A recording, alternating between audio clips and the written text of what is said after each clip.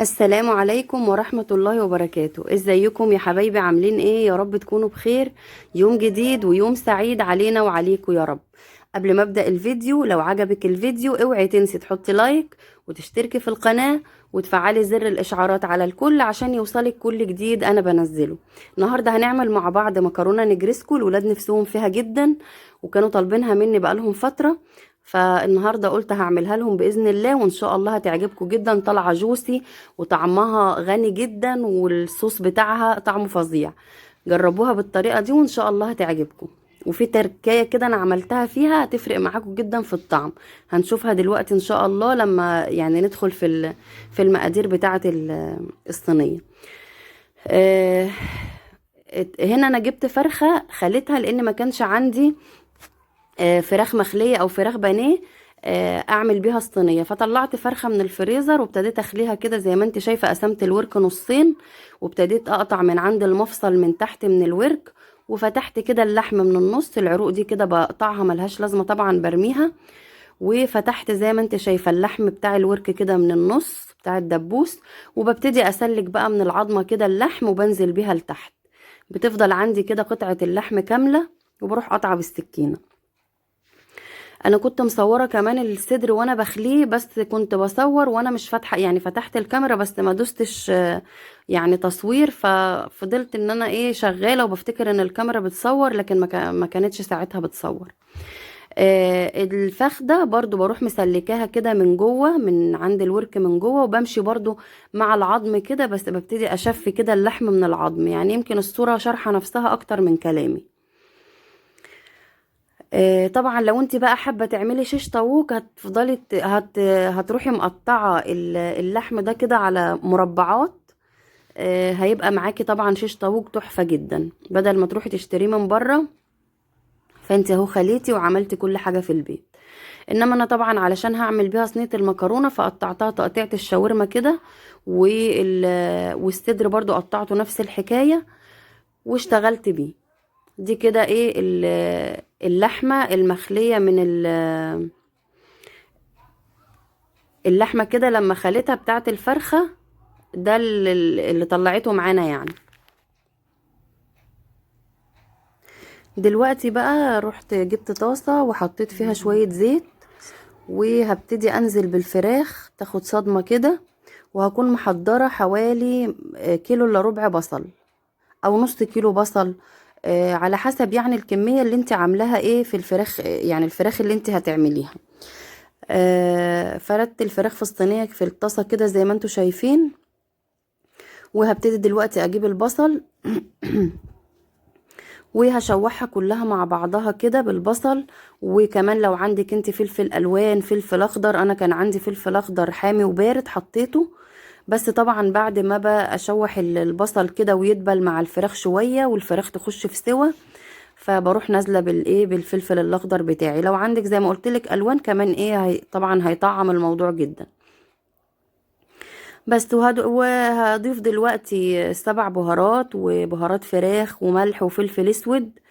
يعني هبهرها كويس قوي. وكمان عندي هريسة الشطة اللي احنا عملناها في فيديو التفريزات. اللي ما شافش الفيديو يا ريت يشوفه، هيعجبكم جدا ان شاء الله. فحطيت منها برضو معلقة، يعني معلقة صغيرة مش كبيرة عشان ما تبقاش حراقة قوي. وزي ما قلت لكم اهو ده 7 بهارات، بهارات الفراخ. كل ما الفراخ تكون متبله يعني محطوط لها بهارات مظبوطه كده والحرقان بتاعها بيكون حلو، بتفرق جامد طبعا في طعم الحاجه.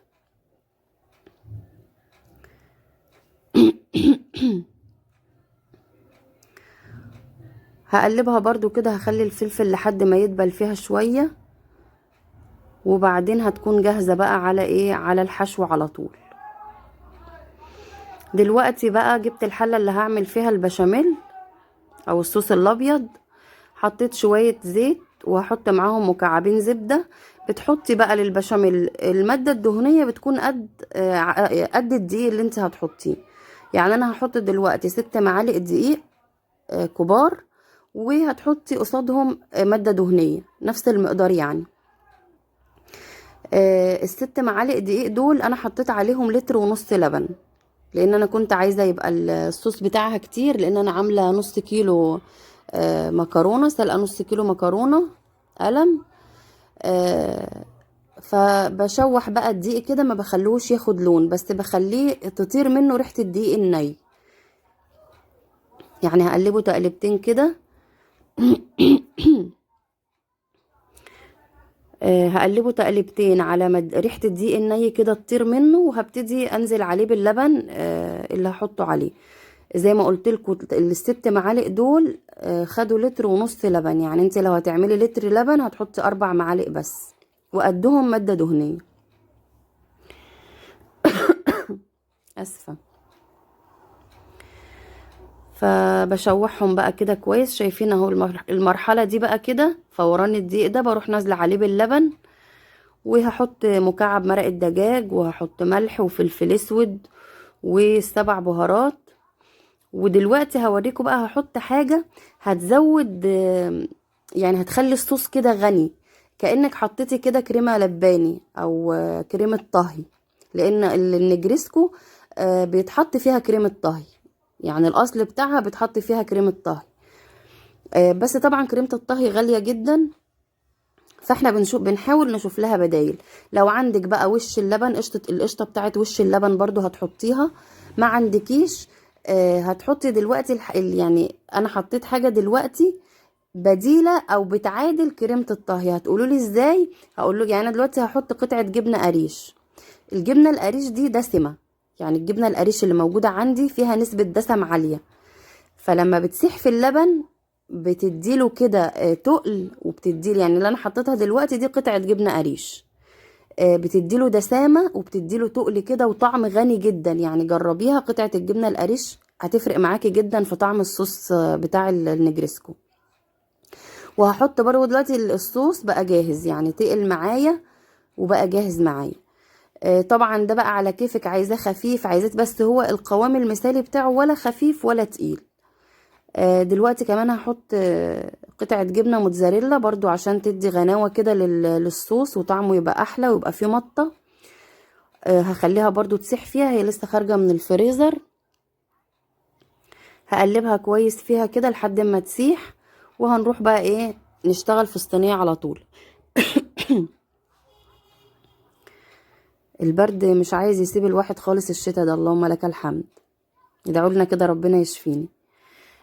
هنا جبت صينية مسحتها كده بمسحة زبدة وشوية زيت، وهحط بقى من الصوص ده في القاع بتاع الصينية، وهبتدي انزل هبتدي انزل بالمكرونة طبقة من تحت، وهحط عليها برضو شوية من الصوص، وهنزل بالفراخ. طبعا الحشو هتكون في الوسط، بس ايه يعني كتري الصوص عشان النجرسكو بيبقى الصوص بتاعها اكتر من البشاميل، بتبقى عايمة كده في الصوص.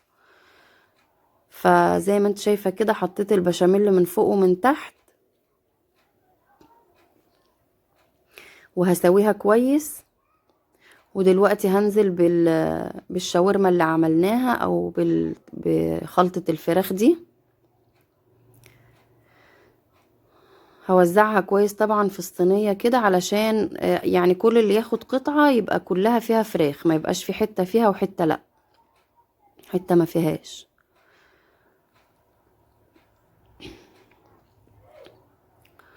طبعا النجرسكو دي بره غالية جدا، مش عارفة على ايه الصراحة، بس يعني ابني قال لي كده الطاجن قال لي برقم، يعني بيجيبوا من بره.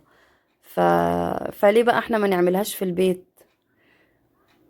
فبصراحة هم انبسطوا قوي يوميها، لانهم كان نفسهم فيها، وانا اللي كنت مكسلة كده بقالي فترة، فبقوا مبسوطين جدا. وكمان زي ما قلت لكم قطعة الجبنة القريش اللي اتحطت في الصوص بتاع البشاميل دي خلتها تحفة جدا، طعم البشاميل كده غني وفعلا يعني طعمه فارق. هبتدي بقى اوزع كده واحط كمية صوص محترمة، بحيث ان هي تغطي المكرونة كلها وتبقى يعني مليانة كده، مليانة صوص.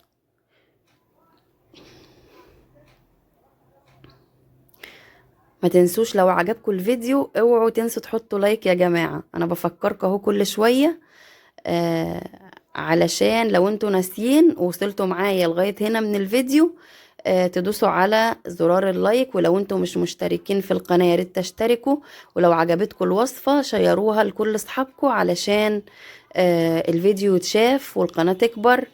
وربنا يا رب يديكوا الصحة كده وتفضلوا كده نعمة موجودة في حياتي. دلوقتي بقى حطيت برضو الجبنة الموتزاريلا، الكيس ده كان نص كيلو تقريبا، حطيته كله. يعني القطعة اللي انا حطيتها في الصوص واللي انا حطيته على الوش ده ما كانش فاضل غير يجي قطعة كده حوالي 50 جرام. هي بس اللي فضلت من الكيس. يعني غرقتها لهم كده، خليتها، حاولت على قد ما اقدر اخليها زي اللي بيشتروها من بره. همسح بقى اطراف الصينيه كده علشان لما تدخل الفرن ما تتحرقش. وهدخلها على فرن على الشوايه، وهتاخد وش بس على طول علشان ما تنشفش، يعني ما شغلتش من تحت.